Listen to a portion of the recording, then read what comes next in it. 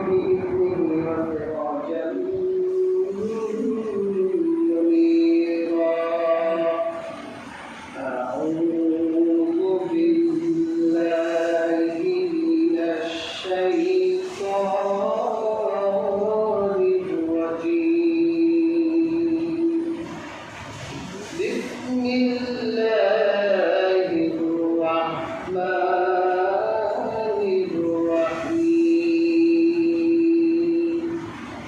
لن ينال الله لحومها ولا دماؤها ولكن يناله التقوى منكم إن الله وملائكته يصلون على النبي يا أيها الذين آمنوا صلوا عليه وسلموا تسليما اللهم صل على سيدنا مولانا محمد وعلى آل سيدنا مولانا محمد مدينة مدينة مؤمنة في كل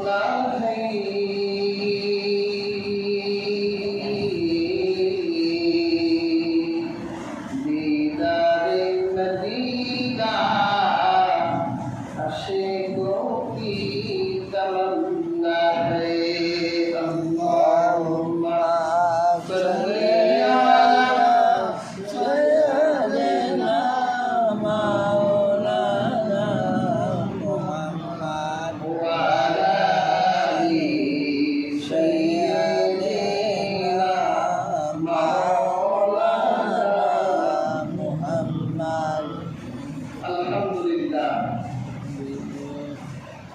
الله أكبر الله أكبر لا إله إلا الله والله أكبر الله أكبر ولله الحمد সম্মানিত এলাকাবাসী যারা এখনো ওয়ালি বাংলা বাজার কেন্দ্রীয় জামে মসজিদ প্রাঙ্গণে আসেননি অতি দ্রুত চলে আসুন আর মাত্র আধা ঘন্টার সময় বাকি আছে ইনশাআল্লাহ নির্ধারিত সময়ে আমরা জামাতে দাঁড়িয়ে যাব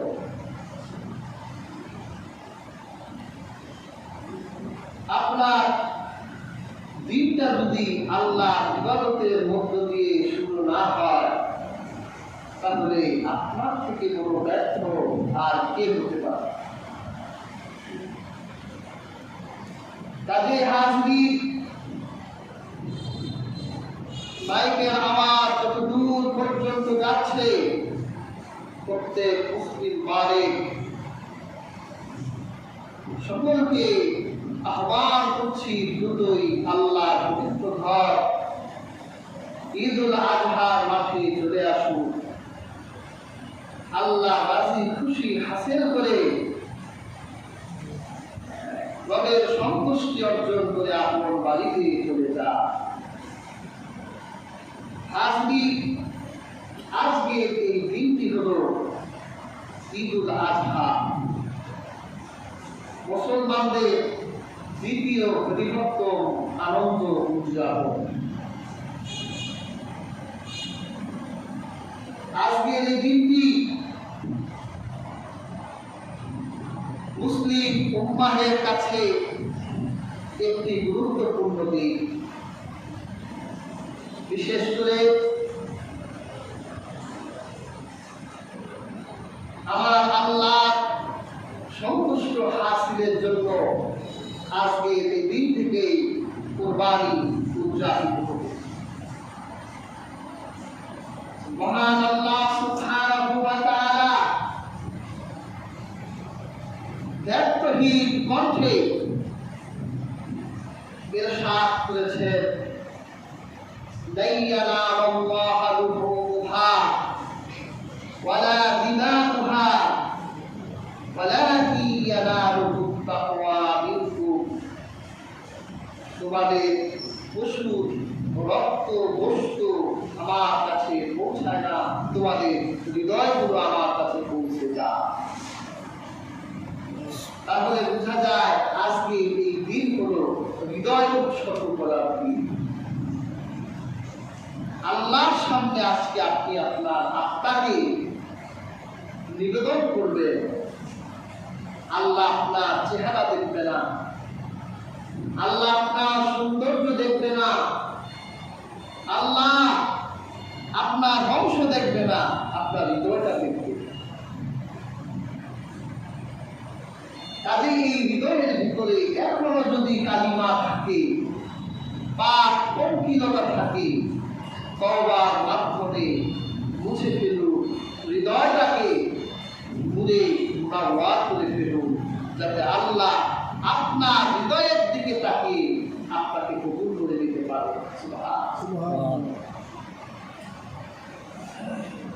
এটা অনেক সময়ের হতে পারে, আবার তওবার মধ্য দিয়ে 1 মিনিটেও আল্লাহ সন্তুষ্টি হাসিল করা যায়। আল্লাহ রাব্বুল আলামিন মহান গ্রন্থ আল কোরআন কারীমে দৃষ্টান্ত রেখেছেন। সূরাতুল বাকারার শানে নুজুলে এসেছে, আমার আল্লাহ রাব্বুল আলামিন আল্লাহ একজন জলিল কদর নবী এই দুনিয়ায় প্রেরণ করেছিলেন, হযরত মূসা। ওয়া কাল্লামাল্লাহু মূসা তাকলিমা। কুরআনে আসছে যে মূসা আল্লাহর সাথে লাইভ কথা বলতেন।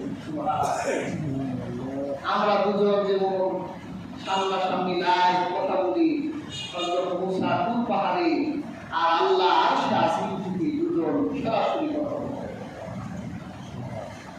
হাজরিন, বনী ইসরাঈলের যুগে এক চাচা ছিলেন, অগাধ সম্পত্তির মালিক। তার ছিল সুন্দরী এক কন্যা, ছেলে ছিল না। আর এক ভাতিজা ছিল তার, বাবা মা ছিল না। এই সুন্দরী চাস্তো বোনের ভালোবাসায় চাস্তো ভাই মনে মনে চিন্তা করছে, যদি আমার চাস্তো বোনকে বিয়ে করতে পারি তাহলে রাজকন্যা আর রাজপ্রাসাদ সবই আমার। চাচার কাছে কি বলবো, চাচা আপনার মেয়ে আমার ভালো লাগে। বলে, কোন বাবা মা কি কোনো বেটার ছেলের কাছে নিজের মেয়ে বিয়ে দিতে চায়? চাচা অস্বীকার করলো না। মেয়ে কেটে নদীতে ভাসাই দিব, তারপর তোর কাছে দিব না। রক্ত গরম, কি চাচা আমার কথা শুনলো না? চাচাকে রাতের বেলা মিথ্যা ছলনা নিয়ে অন্য আরেক গ্রামে নিয়ে নিজের আপন চাচাকে জবাই করে হত্যা করল। চাচাতো বোন কান্না করছে, সারা রাত আব্বা বাড়ি আসলো না। চাচাতো ভাই বলতেছে, তুই চিন্তা করিস না, আমার জীবন হলেও আমার চাচাকে ফিরে গেল। নিজে হত্যা করলো, আবার সান্ত্বনা দিচ্ছে। হাজিরিন, যে এলাকায় সেই মানুষটি হত্যা হয়েছিল, ওই এলাকার গণ্যমান লোকদেরকে নিয়ে চাচার সন্ধানে বের হয়ে গেল। জঙ্গলের ভিতরে চাচাকে হত্যা করে জঙ্গল দিয়ে ঢেকে রেখেছিল। ভাতিজায় আবিষ্কার করলো, হায় হায়, আমার চাচাকে কে হত্যা করছে। গ্রামবাসীদেরকে বলল, তোমরাই আমার চাচাকে হত্যা করেছ।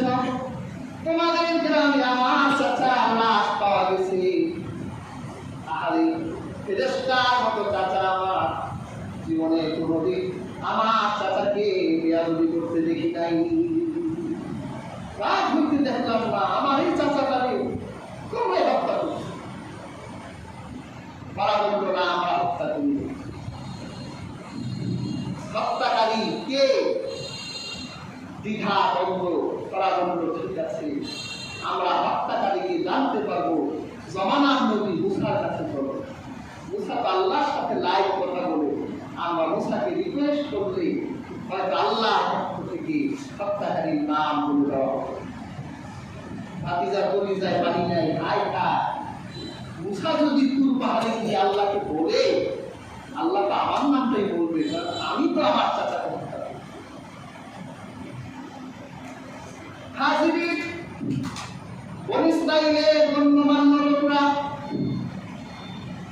মুসা নবীর কাছে গিয়ে বলল, মুসা তুমি তো আল্লাহর সাথে লাইভ কথা বলো, তুমি আল্লাহকে বলো আল্লাহ রাব্বুল আলামিন যাতে হত্যাকারীর নামটা বলে দেয়, কারণ হত্যাকারী নিকটাত্মীয়রা তো মত দিচ্ছে যে আমরাই নাকি তার চাচাকে হত্যা করেছি।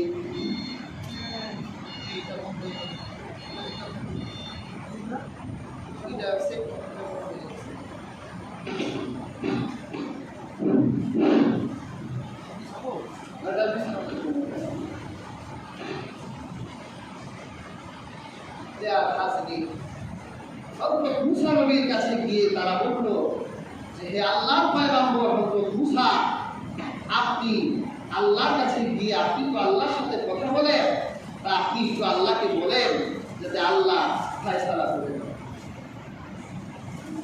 হাজিরিন, হযরত মুসা আলাইহিস সালাম তাদেরকে বলল ঠিক আছে, যখন আমি আল্লাহর সাথে তুর পাহাড়ে গিয়ে কথা বলবো তখন আল্লাহকে তোমাদের এই বিষয়টা বলবো। হযরত মুসা আলাইহিস সালাম তুর পাহাড়ে যখন গেলেন, আল্লাহ রাব্বুল আলামিনকে বললেন, হে আল্লাহ, বনী ইসরাঈলদের মধ্য থেকে একজন ব্যক্তিকে হত্যা করা হয়েছে, হত্যাকারীকে চেনা যাচ্ছে না, কে হত্যা করেছে আপনি নাম বলেন। আল্লাহ রাব্বুল আলামিন হযরত মুসা আলাইহিস সালামকে বলল, মুসা ওয়া ইয ক্বালা মুসা লিকাওমিহি ইন্নাল্লাহা ইয়া'মুরুকুম আন তাযবাহু বাকারা ক্বালু ওয়া তাত্তাখিযুনা হুজরা। হযরত মুসা আলাইহিস সালামকে আল্লাহ পাক বলল, তোমার কওমের কাছে গিয়ে বলবে আল্লাহ পাক একটা গরু জবাই করতে বলেছেন। ওরা যখন মুসা আলাইহিস সালামের কাছে শুনতে পারলেন যে আল্লাহ পাক একটা গরু জবাই করতে বলেছেন, তখন তারা বলল, মুসা আমাদের কাছে ঠাট্টা করো নাকি? তুমি কি আমাদের সাথে ঠাট্টা করছো? একটা মানুষ মারা গেছে, একটা গরু জবাই করলে কি হবে? হযরত মুসা আলাইহিস সালাম রহস্য জানতে পেরেছিলেন, সেজন্য তিনি আল্লাহর কাছে পুনরায় জিজ্ঞাসা করে নাই যে আল্লাহ হত্যাকারীর নামটা বলে দেয়। গরুর পিছনে রহস্য আছে। হযরত মুসা আলাইহিস সালাম বলল, ক্বালা আউযু বিল্লাহি আন আকুনা মিনাল জাহিলিন, আমি তোমাদের মতো মূর্খদের নিকট থেকে আল্লাহর কাছে আশ্রয় চাই। আল্লাহ তোমাদের যা বলছে তোমরা তা শোনো। ওরা বাড়ি ফিরে গেল। ভাতিজা চিন্তা করলো, গরু জবাই হলেই তো আমার নাম এসে যাবে, কি করা যায়? একটু গরু নিয়ে বাহানা করি, গরুটা কেমন হবে, এটা গায়ের রং কেমন হবে, এটা কৃষিকাজে ব্যবহার হয়েছে কিনা, এইভাবে একের পর এক প্রশ্ন করতে লাগলো। মুসা আলাইহিস সালামকে যন্ত্রণা দিতে লাগলো।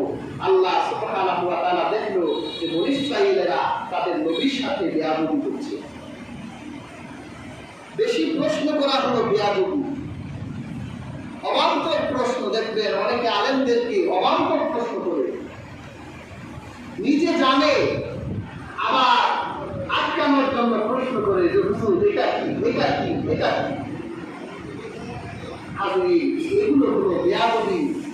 আলেমদের সাথে যারা বেয়াদবি করে আলেমরা নবীর ওয়ারিস, আলেমরা নবীর মুত্তাকি হয়, তিনি কষ্ট পেয়ে গেলে আপনার জীবনের আমলও বরবাদ হয়ে যেতে পারে।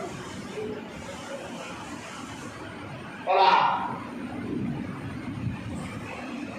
আল্লাহ পাক তাদেরকে বলল যে গরু হবে হলুদ কালারে, মানুষরা দেখলেই তাদের চোখ জুড়ায় যাবে।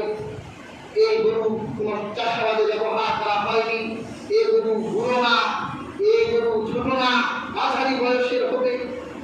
ওরা আল্লাহ পক্ষ থেকে চিহ্ন নিয়ে এবার গরুর সন্ধান বের হলো। 40 বছর পর্যন্ত গরু একটা মিলে আরেকটা মিলে না। আল্লাহ পাক 40 বছর ঘুরালেন কেন? কয়েকটি কারণ আছে। 1 নম্বর কারণ হলো আল্লাহ নবী হযরত মুসাকে বারবার প্রশ্ন করেছে, বিয়াদবি করেছে। আল্লাহ পাক শাস্তি হিসেবে 40 বছর পর্যন্ত তাদেরকে বিভিন্ন ঘাটে ঘাটে ঘুরালেন, একটা মিলে আরেকটা মিলে না। আরেকটা কারণ হলো একজন ছেলে তার মাকে এত বেশি ভালোবাসত, মায়ের ভালোবাসার কারণে আল্লাহ পাক 40 বছর পর্যন্ত তাদের ঘুরিয়েছে। বাবা মারে ভালোবাসতে হয়। হাদিস পাক এসেছে, বাবা মার চেহারার দিকে মহব্বতের নজরে তাকালে আল্লাহ কবুল করে সওয়াব লিখে দেয়। সুবহানাল্লাহ। সাহাবায়ে কিরাম বললেন, হে আল্লাহ রাসূল, আমার বাবা মার দিকে যদি আমি 100 বার তাকাই, আল্লাহর হাবিব বলল, আল্লাহ পাক তোমার আমলনামার 100টা হজের সওয়াব লিখে দিবেন। সুবহানাল্লাহ। যাদের বাবা মা নাই তারা এই হজ থেকে বঞ্চিত হয়ে গেছে, আর যাদের বাবা মা আছে ও সন্তানেরা বেয়াদবি করো না। বাবা মার সাথে ভালো আচরণ করতে না পারলে দূর থেকে যদি তুমি তাদের চেহারার দিকে মহব্বতের নজরে তাকাও, আমার আল্লাহ পাক তোমার আমলনামায় হজের সওয়াব লিখে দিবে। সুবহানাল্লাহ। ঘটনাটা কি ছিল? এই ছোট্ট বাচ্চাটি, দুধের বাচ্চা, বাবা ইন্তেকাল হয়ে গেল, মরার আগে স্ত্রীকে বলল, আমার সন্তানের জন্য ধন সম্পদ কিছুই রেখে যেতে পারলাম না, তবে আমার দোয়ার ঘরে একটা গরু আছে, তুমি আমার সন্তানের জন্য এই গরু দিয়ে তার ভবিষ্যৎ করে দেবে। একটা মা সন্তানকে লালন পালন করে যখন একটু বড় করলেন, সন্তানকে বলল, বাবা তোমার আব্বা তোমার জন্য কিছুই রেখে যেতে পারে নাই, এই যে গরুটা রেখে গেছে, এই গরুটাকে নিয়ে জঙ্গলে চলে যাও, আর এই গরুটাকে জঙ্গলে গিয়ে ছেড়ে দাও, আর ছাড়ার সময় আকাশের দিকে হাত তুলে বলবে, হে ইব্রাহিম, ইসহাক, ইয়াকুবের আল্লাহ তোমার নামে ছেড়ে দিলাম। এই কথা বলে তুমি গরুটা জঙ্গলে ছেড়ে দাও। ওই ছেলেটা মায়ের কথা মতো জঙ্গলে গিয়ে আল্লাহর দিকে হাত ইশারা করে আকাশের দিকে আমার আল্লাহকে ডেকে ডেকে বলতে লাগলেন, হে ইব্রাহিম, ইসহাক, ইয়াকুবের আল্লাহ, আমার মা আপনার নামে দোহাই দিয়ে গরু জঙ্গলে ছেড়ে দিতে বলেছে, আপনার নামে ছেড়ে দিলাম। গরুটা ছেড়ে দিয়ে সন্তানটা বাড়ি চলে এলো। 40 বছর পর মা তার সন্তানকে ডেকে বলল, বাবা আবার জঙ্গলে যাও, আর গিয়ে তুমি বলতে থাকো, ইব্রাহিম, ইসহাক, ইয়াকুবের আল্লাহ, আমি আপনার নামে যে গরুটা ছেড়ে দিয়েছিলাম, আমার গরুটা ফিরিয়ে দেয়। সন্তানটা জঙ্গলে গিয়ে আবার আল্লাহকে ডাকতে বলছে, হে ইব্রাহিম, ইসহাক আর ইয়াকুবের আল্লাহ, আমার গরুটা ফিরিয়ে দেয়। হঠাৎ করে দেখতে পাচ্ছি যে হলুদ রঙের সুদর্শন একটি গরু, ওই যে আল্লাহ পাক মুসা আলাইহিস সালামকে যেরকম গরুর কথা বলছে, ওইরকম একটা গরু দৌড়ে ওই ছেলেটার কাছে চলে আসে। আসার পর বলতেছে যে তুমি আমার পিঠে উঠো, আমি তোমার মায়ের কাছে তোমাকে পৌঁছে দিই। তখন ওই ছেলেটা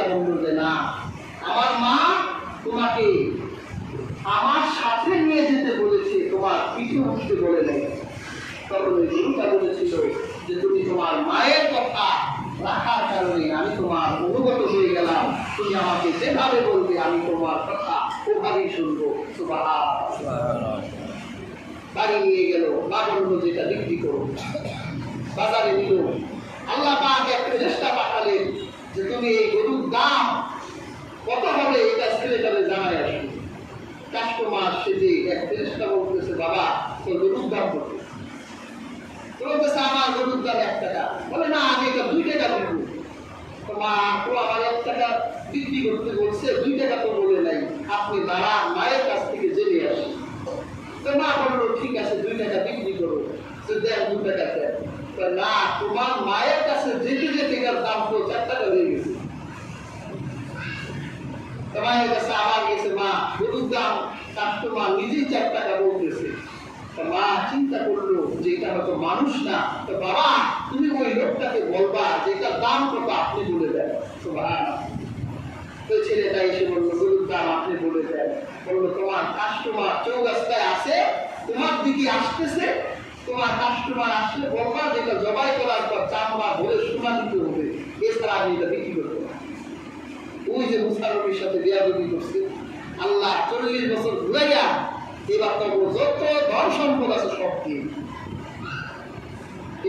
দিয়ে ওরা ধন সম্পত্তি দিয়ে এই গরুটা নিয়ে আল্লাহর সামনে দাঁড়িয়ে জবাই করার আগে বলতেছে আল্লাহ এই গরু সুস্থে গিয়ে 40 বছর ঘুরেছি, সব সম্পদ নষ্ট করছি, এখন জবাই দেওয়ার পর যদি কবুল না হয় তা আবার 40 বছর ঘুরতে হবে। আল্লাহ আমাদের হৃদয় সাফ হয়ে গেছে, আল্লাহ আমাদের কুরবান কবুল করে। ওরা কুরবানি দিয়েছে, আল্লাহ কবুল করেছেন। সুবহানাল্লাহ। তাহলে দেখে আল্লাহ পাক কিভাবে কবুল করেছে, আমাদের এত কঠিন বিধান দিছে। আজকে কুরবানির দিন খালি তওবা করে হৃদয়টা পবিত্র করবেন, আপনার কুরবানি আল্লাহ কবুল করে দিবেন। সুবহানাল্লাহ। কাজে হাজরিন, খুব মুহূর্তের এই দিন আজ আমরা কেউ মাহরুম হব না। যারা এখনো আশেপাশে ঘোরাফেরা করছেন, আর মাত্র 15 মিনিট সময় বাকি আছে, আর মাত্র 15 মিনিট সময় বাকি আছে। অতি সত্তর গোয়ালিমানরা বাজার কেন্দ্রীয় জামে মসজিদ প্রাঙ্গণে চলে আসুন, ইনশাআল্লাহ নির্ধারিত সময় আমরা নামাজে দাঁড়িয়ে যাব। আজকে আলোচিত আয়াত থেকে এতটুকু বুঝতে পারলাম যে আজকে কুরবানির দিন আল্লাহ গরু দেখবে না, আমার আল্লাহ রক্ত দেখবে না, আমার আল্লাহ হৃদয়টা দেখবে। কাজে হাজরিন, আমার আল্লাহ কুদরতের পায়ে সিজদা দিয়ে আপনার হৃদয়টাকে সাফ করে নেন, তাহলে আমার আল্লাহ সুবহানাহু ওয়া তাআলার কাছে নিয়ত কবুল হলে আপনার গরু ছাগল এমনি কবুল হয়ে যাবে। সুবহানাল্লাহ।